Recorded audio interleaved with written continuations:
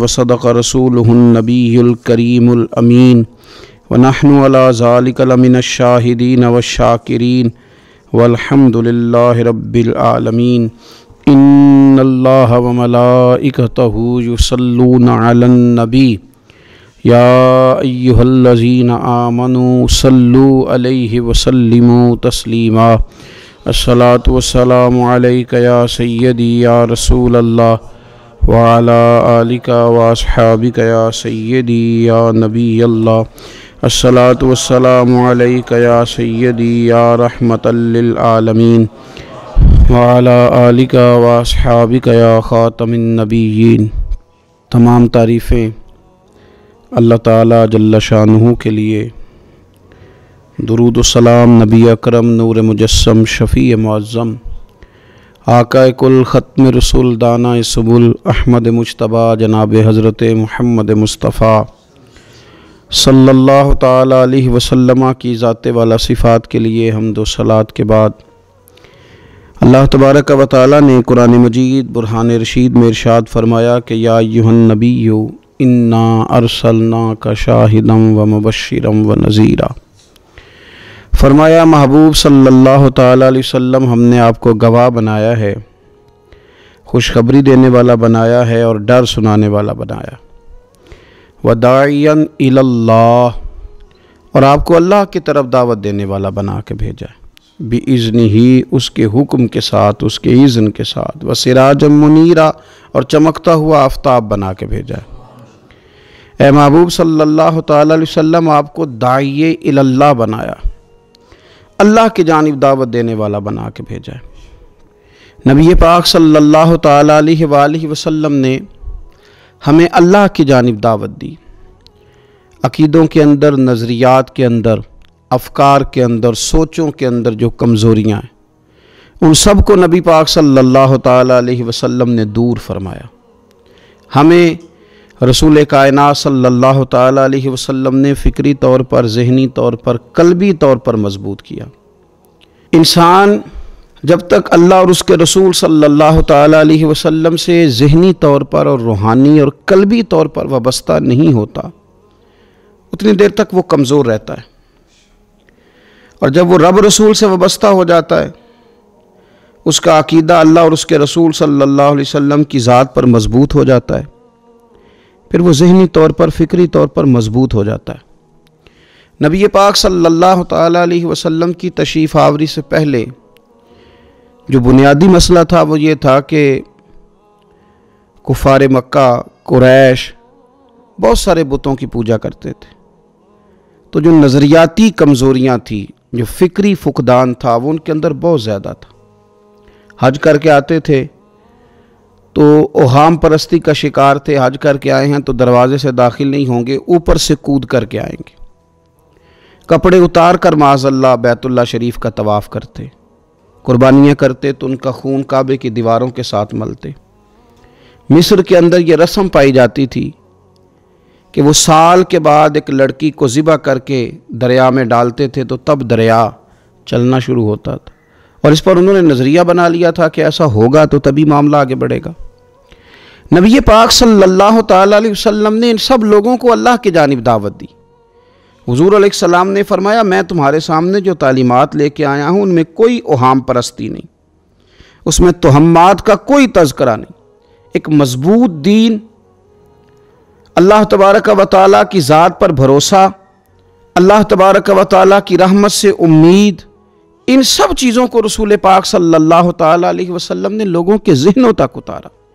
जब तक इंसान का भरोसा आम इंसानों से वाबस्ता रहता है, दुनियादारों से वाबस्ता रहता है, पैसों से वाबस्ता रहता है, दुनियावी मामलात के साथ वाबस्ता रहता है, तो वो कमज़ोर होता जाता है दिन ब दिन।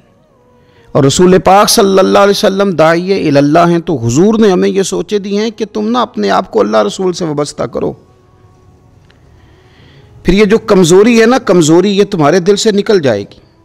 हम देखते हैं कि आज बहुत सारे लोग ऐसे हैं जो मायूसी की गुफ्तगू करते हैं। अगर गरीब हो गए हैं तो तब भी उनके जुमलों में माज़अल्लाह मायूसी है। कहीं बीमार हो गए हैं तो फिर भी वो घबराए से हैं, वहम का शिकार हैं।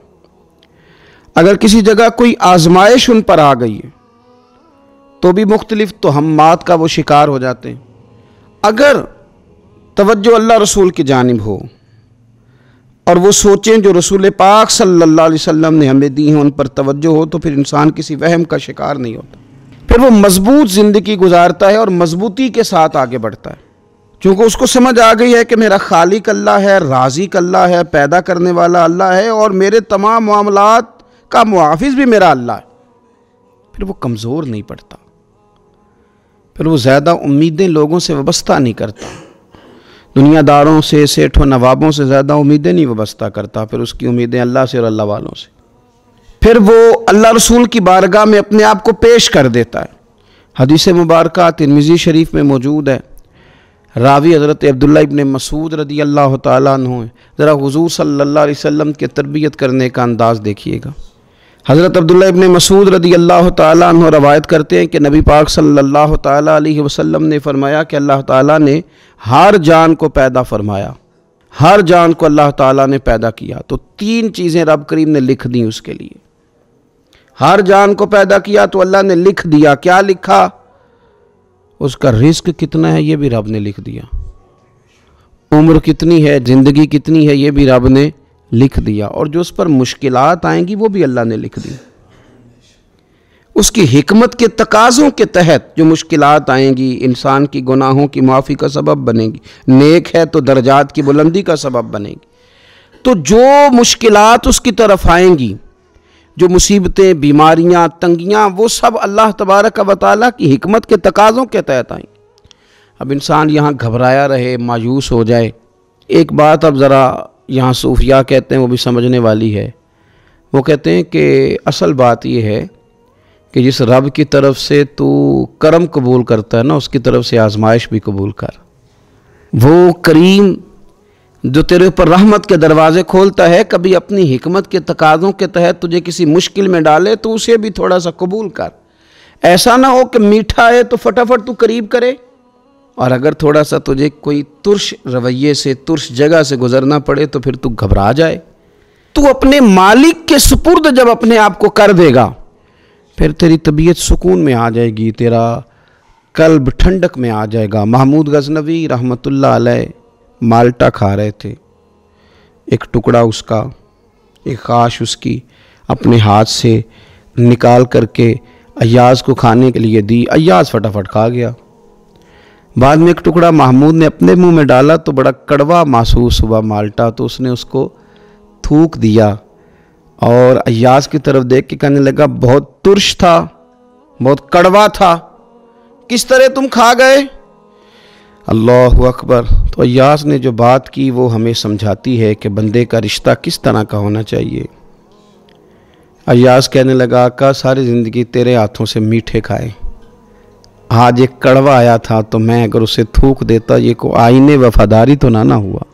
انسان کو اللہ کی طرف سے نعمتیں آتی جائیں، رحمتیں آتی جائیں، تندرستیاں آتی جائیں، لیکن کسی جگہ ذرا کمزوری دیکھنی پڑے تو انسان اس جگہ ٹھہر جائے، اس جگہ وہ گھبرا جائے، وہم کا شکار ہو جائے، پتہ نہیں کیا ہو جائے گا، ان چکروں میں پڑ جائے، تو یہ بات درست نہیں ہے۔ اب یہ کہ ہم کیا کرتے ہیں، ہم نے اپنی ساری توجہات کا مرکز دنیا والوں کو بنا لیا ہے۔ دنیا والوں کو کیسے راضی کرنا ہے، ان کو کیسے سیٹ رکھنا ہے، لوگوں کے ساتھ اپنے تعلقات کو کس طرح کر کے مضبوط کرنا ہے، بس اسی میں ہمارے صبح و شام گزر جاتے ہیں۔ 3-4 جگہوں پہ دعوت مل گئی ایک دن میں، ایک جگہ ولیمے پہ جانا تھا وہاں خود چلے گئے، ایک جگہ اصال ثواب کی تقریب تھی تو وہاں بیٹے کو بھیجا، اور ایک جگہ اور کسی معاملے میں دعوت تھی تو وہاں فون کر کے معذرت کر لی۔ کسی طریقے سے لوگ راضی رہیں، پھر کیا ہوتا ہے، پھر انسان کو یوں محسوس ہوتا ہے کہ اسے فٹ بال بنا لیا گیا۔ آپ لوگوں کی توقعات پہ کتنا پورا اتریں گے؟ بس آپ اپنے ضمیر سے پوچھیں کہ ہم اللہ اور اس کے رسول صلی اللہ تعالیٰ علیہ وسلم کے ساتھ اخلاص رکھتے ہیں، ہمارا دل اس پر مطمئن ہے جو کام ہم کر رہے ہیں، جو سفر ہم نے شروع کیا ہوا ہے وہ رب کی رحمت کی طرف ٹھیک بڑھ رہا ہے۔ باقی یہ کہ لوگوں کو راضی کرنے کی کوشش میں رہنا اور لوگوں پر توجہ رکھنا اور لوگوں کے معاملات ہر وقت دیکھتے رہنا، یہ چیز انسان کو کمزور بھی کر دیتی ہے اور بعض اوقات اسے لوگوں کے سامنے رسوا بھی کر دیتی۔ حضرت سیدنا عبداللہ ابن عباس رضی اللہ تعالیٰ عنہ موجود تھے تو رسول پاک صلی اللہ تعالیٰ علیہ وسلم نے انہیں نصیحت فرمائی. اپنے چچا کے بیٹے حضرت عبداللہ ابن عباس کو حضور نے نصیحت فرمائی. فرمایا یقین رکھو اے عبداللہ ابن عباس، یقین رکھو کہ اگر ساری دنیا متفق ہو جائے تمہیں نفع پہنچانے میں تو تمہیں نفع پہنچا نہیں سکتی مگر وہ جو تمہارے لیے تمہارے رب نے لکھ دیا ہے. لوگ تمہیں نفع پہنچانا چاہیں تو پہنچا سکتے نہیں. اور فرمایا اگر ساری امت متفق ہو جائے کچھ نقصان پہنچانے میں تو نقصان پہنچا نہیں سکتے مگر یہ کہ جو اللہ نے تمہارے لیے لکھ دیا ہے. نہ تمہارا کوئی نفع کر سکتا ہے نہ کوئی تمہارا نقصان کر سکتا ہے. ہوگا وہ جو اللہ کی مشیت کا تقاضا ہوگا، خدا کی رحمت کا تقاضا ہوگا. اب کرنے کا کام تو یہ ہے کہ ساری توجہات کا مرکز اللہ رسول کو بنایا جائے. آپ دیکھیے صحابہ کرام علیہم رضوان کو رسول پاک علیہ الصلوۃ والسلام کی مقدس زبان نور پر کس قدر زیادہ یقین کامل حاصل ہے کہ سید عالم صلی اللہ تعالی وسلم 313 سے کہتے ہیں کہ چلو جہاد کے لیے تو وہ نکل پڑتے ہیں، 1000 سے مقابلہ کرنا ہے تو وہ تیار نظر آتے ہیں.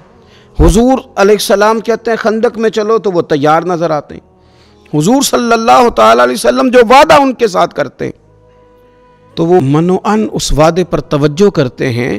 تو میرے عزیز یاد رکھنے کی بات یہ ہے کہ اگر ہمارا بھروسہ اللہ رسول پہ مضبوط ہو جائے، وہ وعدے جو ہمارے ساتھ ہمارے نبی پاک صلی اللہ علیہ وسلم نے فرمائے ہیں کہ سچ بولو گے تو نجات پا جاؤ گے. وہ جو نبی پاک صلی اللہ علیہ وسلم نے ہمیں فرمایا کہ 2 چیزوں کی تم مجھے ضمانت دو، میں تمہیں جنت کی ضمانت دیتا ہوں. یا رسول اللہ کون سی؟ فرمایا کہ 2 جبڑوں کے درمیان جو تمہاری زبان ہے اس کی مجھے ضمانت دے دو، اور ایک تمہاری 2 ٹانگوں کے بیچ جو شرمگاہ ہے تو مجھے اس کی ضمانت دے دو، میں تمہیں جنت کی ضمانت دے دیتا ہوں.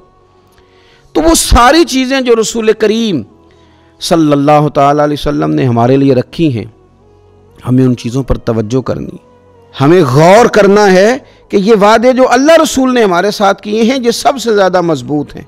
اسی طریقے سے اگر رحمت خداوندی کی طرف انسان کا خیال جائے، اللہ کے کرم کی جانب اس کی توجہ جائے، میرے رسول پاک صلی اللہ تعالیٰ علیہ وسلم نے ارشاد فرمایا، آپ یقین کریں جن لوگوں کی توجہ اس طرف ہو جاتی ہے کہ اللہ تبارک و تعالیٰ بڑا کریم ہے، اللہ بڑا مہربان ہے، اللہ بڑا کرم کرنے والا ہے، تو پھر خدا بھی ان پر بڑی ہی رحمت فرماتا ہے، پھر اللہ تعالیٰ بھی ان کے لیے بڑی ہی آسانیاں کرتا ہے.